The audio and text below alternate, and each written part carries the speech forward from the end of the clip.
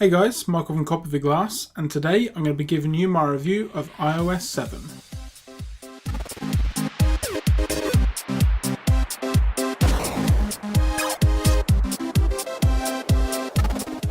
iOS 7 marks a massive change for Apple in the sense that it is the first huge redesign that Apple has done to iOS since the original iPhone launched back in 2007. Now it's a real nice new design, and the fact that it's a lot flatter, they've got rid of a lot of the horrible textures that they had in there before, and overall the design is really nice. One downside may be that it is a bit vibrant and a bit colourful for some people's liking, but overall I've not really had any problem in terms of the actual OS itself with how it looks and how it feels, and if you've used an iPhone before, you're going to be able to pick up the new software really simple and really easy because it's more like a lick of paint than a complete new redesign.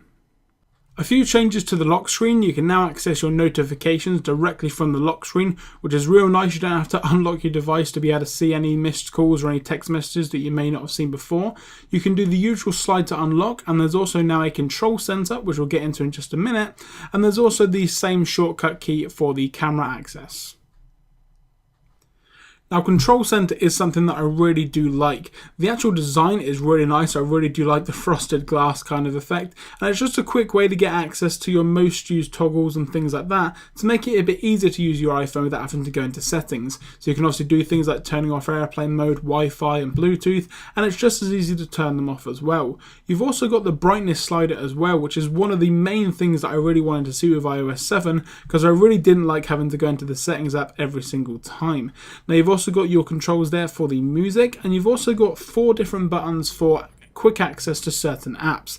Now, the first one is a flashlight, which may come in handy in some instances, and the next one actually takes you to a stopwatch or a timer or even just your clock settings. Now, I'm not sure why you'd want to get such quick access to that, but you'll see in just a second that a lot of the buttons along the bottom of here, which by the way you can't change, do get access to some apps that you wouldn't usually use so quick, like the calculator. Now, you may use a calculator, but I don't really use it that often, so I'd rather change that for something else. And you've also got access to the camera. Now, with my home page setup, you can see here that I can access the camera from my home screen or also down in the control center. There's also a way to access it, like I mentioned earlier, from the lock screen. So there's a lot of ways to access the same thing. Some are a bit more complicated than others, but I just find it easiest to access the camera straight from the lock screen using the shortcut I showed you earlier. The frosted glass effect is also carried along over to the folders. Now, the folders themselves, you can put an unlimited amount of applications within the folder, which is definitely real handy if you are like myself and you do have a lot of applications that you don't want to have filling up your home screen. Now, one thing that I would say in terms of the actual iOS itself, as you just saw there, the animations themselves are a little bit janky. Now, what I mean by that is some of the animations are a bit slower than I would like them to be. So, for instance, when opening and closing folders, you can see that there is a little bit of a delay, and the main culprit for me is the lock screen. It just takes way too long for the lock screen to unlock the phone and for everything to appear on your screen. It is a nice effect, but I'd like to maybe have a way to either turn it off or make it just that little bit quicker. Now, all of Apple's own apps have received a redesign. Every single app that Apple makes on the iPhone has got a new look and a new feel to it. So the camera application, there's some new features in here, including a burst shot mode. You got a square picture mode. Obviously, you've still got the usual things you would have on there before, like panorama and things like that. But every single app has received a new redesign. Now, some apps are definitely taking cues from other applications. For instance, the weather app now looks pretty much exactly like the Yahoo weather app, which isn't a problem because it uses Yahoo. The compass does it real nice, and like I say, every app has a new kind of thinner look to it and a very kind of clean look, which I really do appreciate. Some third-party apps have also received an update, so things like Twitterific, things like Facebook and also Instagram have received a new design and a new look to kind of fit the flatter image of what iOS 7 is trying to go for.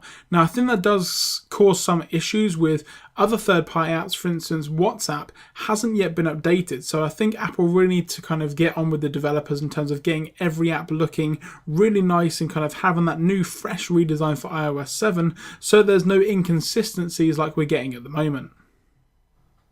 And that's pretty much going to do it, guys. Now, this has been my quick look at iOS 7. Now, there are a lot of really cool features within iOS 7 that I really do like, but I think it does need some refinement in terms of some of the apps being updated, and certain little bits here and there. Some of the text doesn't seem right, the layout is a little bit off in some parts of the OS, but overall I'm really impressed. Now, if iOS came with a bigger screen, or the iPhone in general was made with a bigger screen, iOS 7 would definitely make me think about going back to iOS. I've been using Android for nearly about a year now and I really am liking it, but iOS 7 has really kind of made me think. I'm Michael from Copy of Glass. If you enjoyed the review, please do leave a thumbs up down below. And obviously if you do want to mention anything about iOS 7 that you guys enjoy, then be sure to leave a comment down below. In the meantime, I'll catch you guys in the next video.